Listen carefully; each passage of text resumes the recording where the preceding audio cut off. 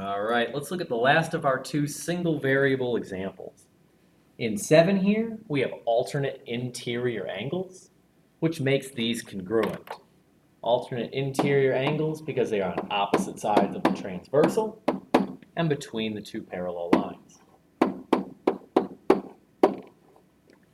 So we wind up with another pick on the little guy problem.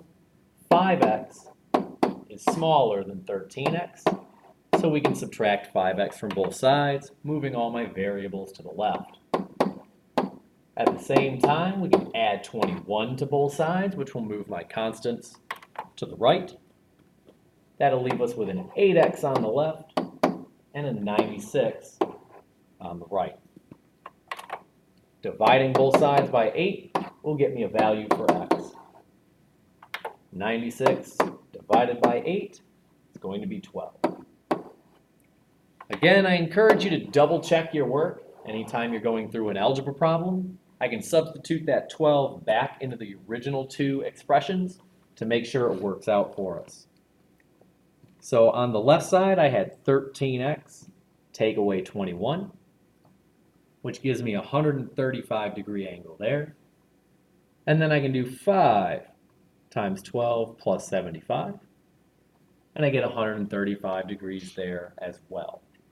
So we know that that 12 does work out, and we went through this one correctly. Number 8 is the example I really wanted to get to. We've done a lot of congruent examples. In 8, these angles are consecutive. They are both on the same side of the transversal, and exterior, they are outside the parallel lines. So these are consecutive exterior angles, which makes them supplementary, not congruent. So these are angles that add up to 180.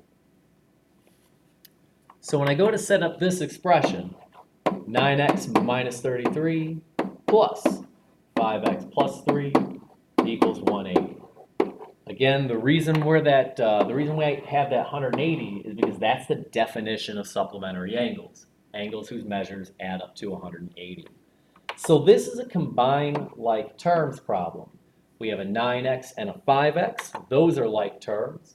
They combine to give us a 14x. And then we have negative 33 and positive 3. Combining those gives us a negative 30. After combining like terms, this becomes a two-step equation, much like the first 4 that we looked at. We can add 30 to both sides. That gives us that 14x is 210. And then we can divide both sides by 14 to get a value for x. X will be 15.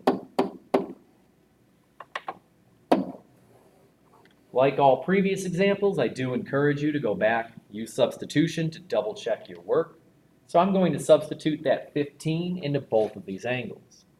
We get 9 times 15 minus 33. That's my first angle, 102 degrees. And then 5 times 15 plus 3 gives us 78 degrees. Now at first glance, it looks like we did this wrong. We got 102 degrees for this one and 78 degrees for that one. But remember, these angles are supplementary. They're supposed to add to 180. Well, 102 plus 78 does equal 180. So this one checks out. Remember, supplementary angles are not going to be equal when you use substitution. You need to double check your double check, make sure they do add up to 180 degrees. So that's it for our single variable examples. From here, we're going to move on to double variable examples. So I'll see you next time.